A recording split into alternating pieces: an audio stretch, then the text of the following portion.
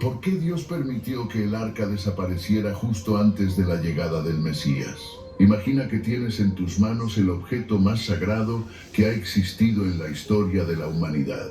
Un cofre de madera cubierto de oro puro. Dentro de él, las tablas donde Dios mismo escribió con su dedo los 10 mandamientos.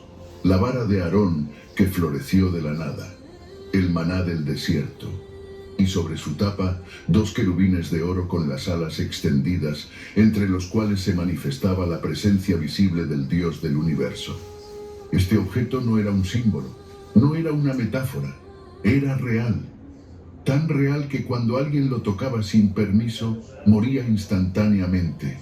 Tan poderoso que cuando los filisteos lo capturaron, sus ciudades sufrieron plagas devastadoras hasta que tuvieron que devolverlo. Tan temible que cuando David intentó trasladarlo a Jerusalén y un hombre llamado Usa extendió su mano para estabilizarlo, cayó muerto en ese mismo instante. Este objeto existió. Los arqueólogos lo saben. Los historiadores lo documentan.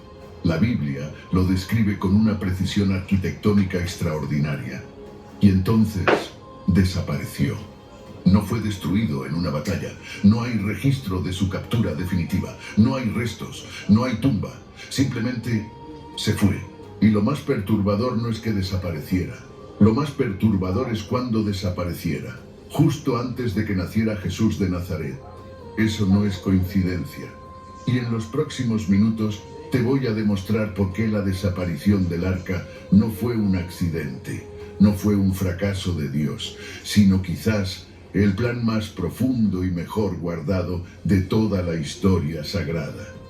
Quédate hasta el final, porque lo que viene va a cambiar completamente la forma en que entiendes no solo el arca, sino el corazón entero de la fe bíblica. Antes de hablar de su desaparición, necesitamos entender con exactitud qué era el arca de la alianza, porque muchas personas tienen una imagen distorsionada de ella, formada más por películas de Hollywood que por la Biblia misma. El arca fue construida en el desierto del Sinaí aproximadamente en el año 1446 a.C. por un artesano llamado Bezaleel, hijo de Uri, de la tribu de Judá. Dios mismo le entregó a Moisés los planos exactos en el monte Sinaí. No había margen para la improvisación. Cada medida, cada material, cada detalle tenía un propósito divino. La descripción aparece en Éxodo capítulo 25. El cofre medía aproximadamente 1,15 metros de largo, 69 centímetros de ancho y 69 centímetros de alto. Era de madera de acacia, cubierta completamente de oro puro, tanto por dentro como por fuera. Tenía 4 argollas de oro en las esquinas, por donde pasaban varas de madera también cubiertas de oro que servían para transportarla. Y estas varas nunca debían retirarse. El arca nunca debía tocarse directamente. Sobre el cofre reposaba lo que en hebreo se llama el caporet, que en español traducimos como propiciatorio o cubierta de misericordia. Era una placa de oro puro del mismo tamaño que la tapa del cofre, y sobre ella se erguían 2 querubines de oro, también de una sola pieza, con las alas extendidas hacia arriba y cubriéndose mutuamente, y sus rostros inclinados hacia abajo mirando el propiciatorio. Dios le dijo a Moisés algo extraordinario en ese momento. Y de allí me declararé a ti, y hablaré contigo de sobre el propiciatorio. De entre los 2 querubines que están sobre el arca del testimonio, todo lo que yo te mandare acerca de los hijos de Israel. ¿Entiendes lo que eso significa? El arca no era simplemente un cofre religioso. Era el punto de contacto entre el cielo y la tierra. Era el trono visible de Dios en medio de su pueblo. Era la dirección donde habitaba la presencia divina en forma tangible, física, dentro del mundo material. Y dentro del cofre había 3 objetos de una importancia incalculable. Las 2 tablas de piedra con los 10 mandamientos escritos por el dedo de Dios. La vara de Aarón que había florecido milagrosamente como señal de la autoridad sacerdotal. Y un recipiente de oro con maná, el alimento sobrenatural que Dios había dado a Israel en el desierto. 3 objetos, 3 dimensiones de la relación entre Dios y su pueblo. La ley que revela la voluntad divina, la autoridad sacerdotal que media entre Dios y el hombre, y el pan del cielo que sustenta la vida en el desierto. Si esto te suena familiar, espera, vamos a volver a esto más adelante. El arca viajó con Israel durante 40 años por el desierto. Iba al frente del pueblo cuando avanzaban. Cuando acampaban, era colocada en el lugar más sagrado del tabernáculo, llamado el lugar santísimo, separada del resto por un velo grueso. Solo el sumo sacerdote podía entrar a ese lugar, y solo una vez al año, en el día de la expiación, el Yom Kippur, y ni siquiera él podía ver el arca directamente. Debía entrar con un incensario humeante que nublara su visión. Esto era la presencia de Dios, literal, tangible, aterradora. No estamos hablando de folclore. Los eventos relacionados con el arca son de los más documentados y específicamente narrados de toda la Biblia.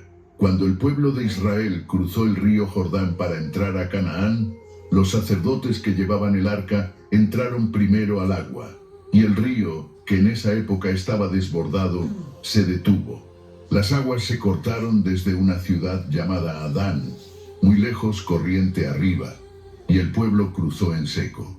Eso está en Josué capítulo 3. Cuando llegaron a Jericó, la primera gran ciudad amurallada de Canaán, Dios no les ordenó construir máquinas de guerra. Les ordenó marchar alrededor de la ciudad durante 7 días consecutivos, con el arca al frente, y 7 sacerdotes tocando trompetas de cuerno de carnero. Al 7º día, después de 7 vueltas, el pueblo gritó, y los muros de Jericó cayeron. Eso está en Josué capítulo 6.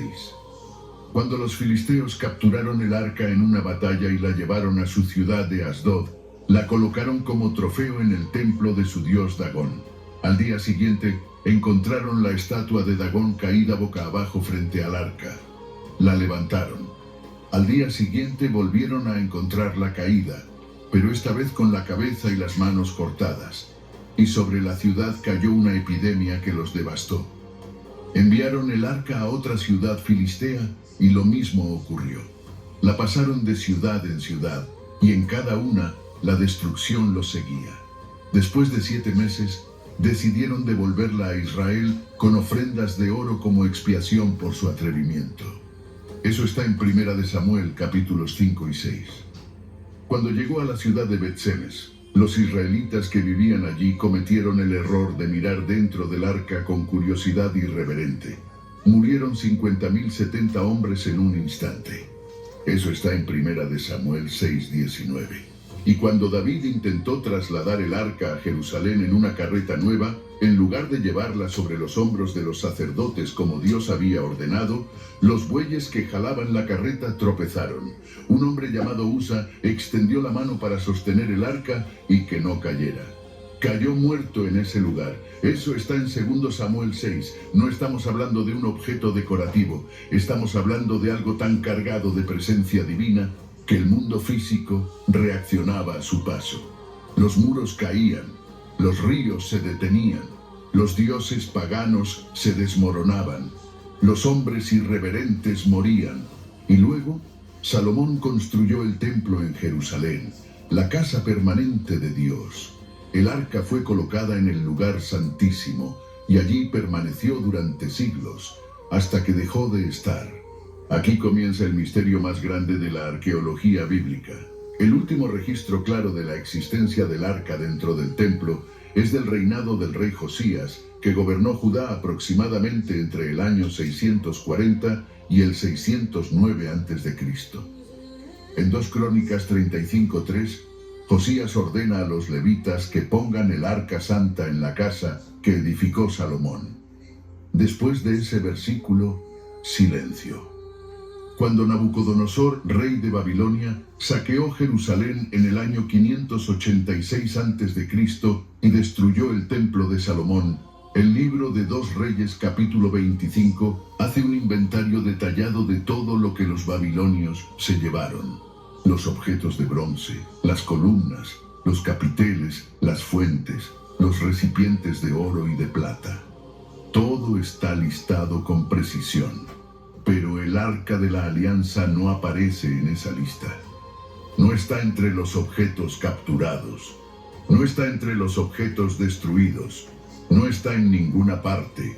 Los arqueólogos han buscado, los investigadores han teorizado, y hay básicamente tres grandes teorías sobre qué pasó con el arca.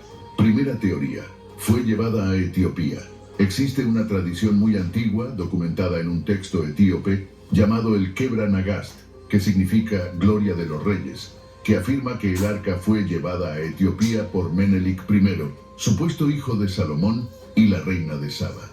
Según esta tradición, el arca reposa hoy en la iglesia de Nuestra Señora María de Sión, en la ciudad de Aksum, Etiopía. La iglesia tiene un guardián que vive allí de por vida y que supuestamente es el único ser humano autorizado a ver el objeto. Nunca se ha permitido una verificación arqueológica independiente. Segunda teoría: fue escondida antes de la invasión babilónica. Algunos textos del período del Segundo Templo, incluyendo el libro apócrifo de 2 Macabeos, sugieren que el profeta Jeremías, por instrucción divina, tomó el arca y la escondió en una cueva del monte Nebo, en la actual Jordania, sellando la entrada. El texto dice que Jeremías reprendió a quienes intentaron marcar el lugar, diciéndoles que el lugar sería desconocido hasta que Dios reúna a su pueblo y le sea propicio. Algunos investigadores creen que el arca todavía está ahí, enterrada, esperando. Tercera teoría: fue destruida.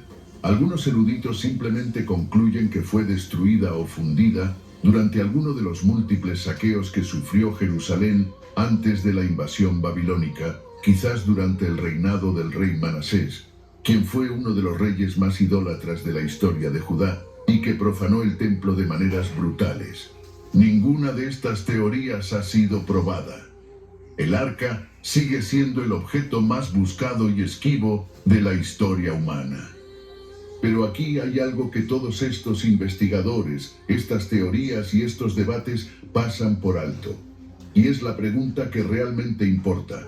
No es cómo desapareció, es por qué Dios permitió que desapareciera. Piénsalo por un momento con seriedad teológica. El arca de la alianza era el objeto más sagrado del universo creado. Era el trono terrenal de Dios. Era la prueba física, tangible, irrefutable de la presencia divina en medio de su pueblo. Era el centro del sistema de adoración que Dios mismo había diseñado. Y Dios la dejó desaparecer.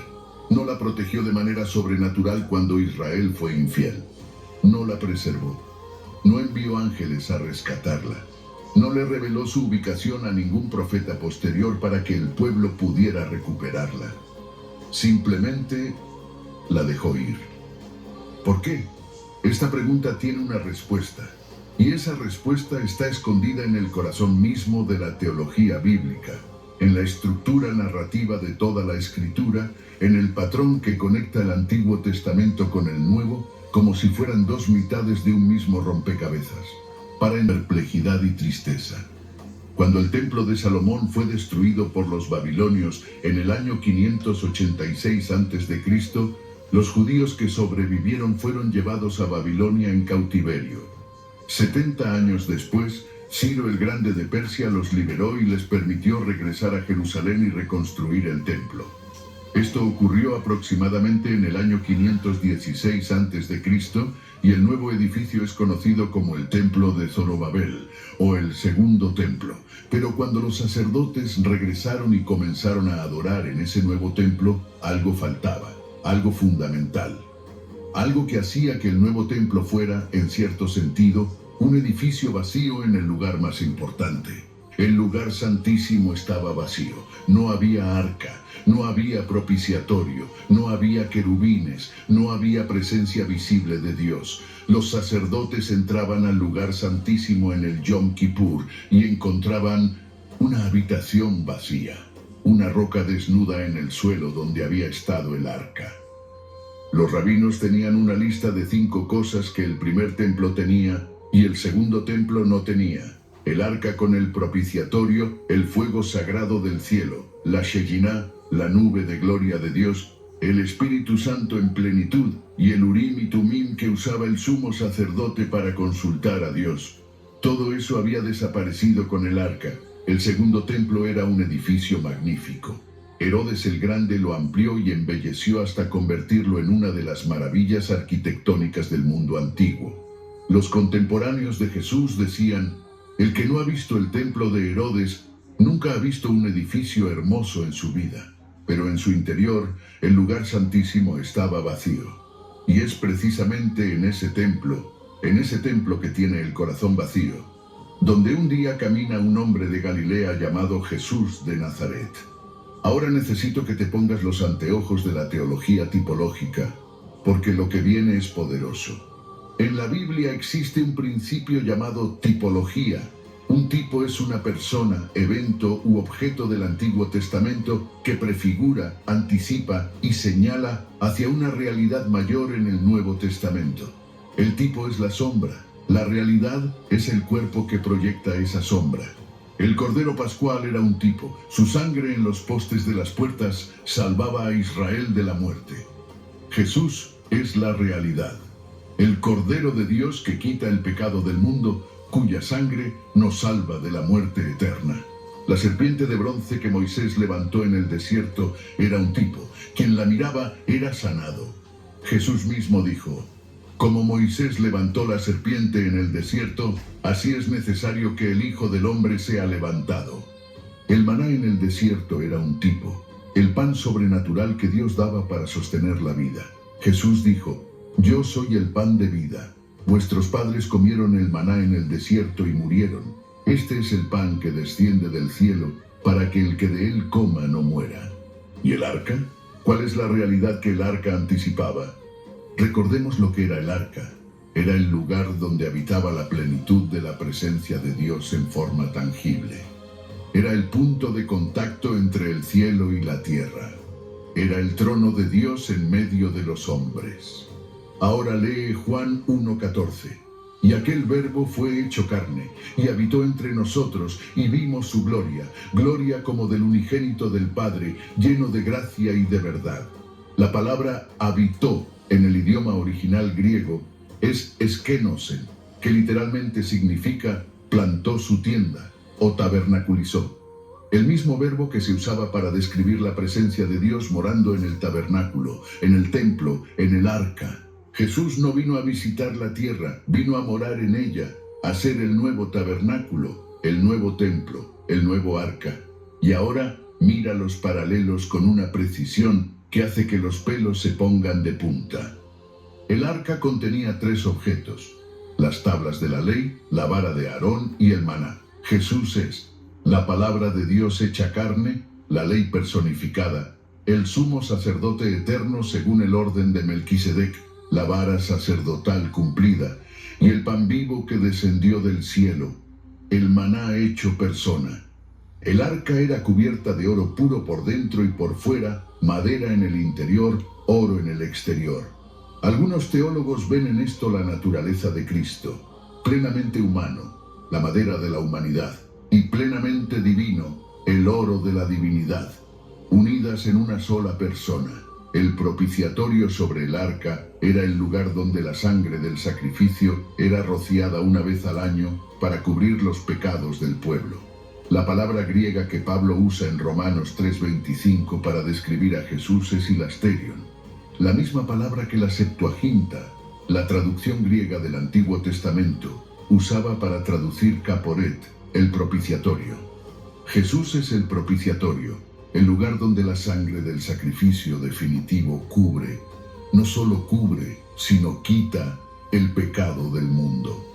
¿Entiendes lo que esto significa? Si el arca hubiera permanecido en el templo cuando Jesús llegó, hubiera habido una contradicción teológica imposible de resolver. ¿Cómo puede existir la sombra al mismo tiempo que el cuerpo que la proyecta? ¿Cómo puede existir el tipo al mismo tiempo que la realidad? La desaparición del arca no fue un fracaso, fue una preparación. Hay un profeta que entendió esto con una claridad extraordinaria, cientos de años antes de que sucediera. El profeta Jeremías vivió precisamente en la época en que el arca desaparecía. Era contemporáneo de los últimos reyes de Judá, del saqueo de Nabucodonosor, de la destrucción del templo. Si alguien tenía razones para estar desesperado por la pérdida del arca, era él. Y sin embargo, mira lo que escribió en Jeremías 3, 14 a 17. Volveos, hijos rebeldes, dice Jehová. Y acontecerá que cuando os multipliquéis y crezcáis en la tierra, en esos días, dice Jehová, no se dirá más, arca del pacto de Jehová, ni vendrá al pensamiento, ni se acordarán de ella, ni la echarán de menos, ni se hará otra. Esto es extraordinario. Dios le dice a Jeremías, va a llegar un momento en que el arca ni siquiera será recordada. No porque la gente sea infiel o descuidada, sino porque lo que representaba el arca habrá sido superado por algo tan infinitamente mayor que la gente simplemente no pensará en ella. ¿Y qué sigue en ese texto? ¿Cuál es la razón por la que nadie recordará el arca? El versículo 17 lo dice: en aquel tiempo llamarán a Jerusalén, trono de Jehová. Ya no habrá un cofre de oro con un propiciatorio que sea el trono de Dios. La ciudad entera, la comunidad entera, será el trono de Dios. Jeremías lo estaba viendo. El arca era provisional, era pedagógica, era un puntero que señalaba hacia algo infinitamente más grande, y cuando lo grande llegara, el puntero ya no sería necesario. Ahora quiero que imagines una escena específica, porque creo que captura todo lo que hemos estado discutiendo con una intensidad que ningún argumento teológico puede igualar. Es el año 30 después de Cristo aproximadamente. Jesús de Nazaret está en Jerusalén durante la Pascua. Entra al templo de Herodes, el edificio más espectacular del mundo antiguo. Camina a través de los atrios, pasa por las columnas de mármol blanco, escucha el sonido de miles de peregrinos, huele el humo de los sacrificios, y en algún momento, quizás en silencio, quizás solo, se acerca al edificio interior donde está el lugar santísimo, el lugar donde, durante siglos, reposó el arca, el lugar donde la presencia de Dios habitaba en forma tangible.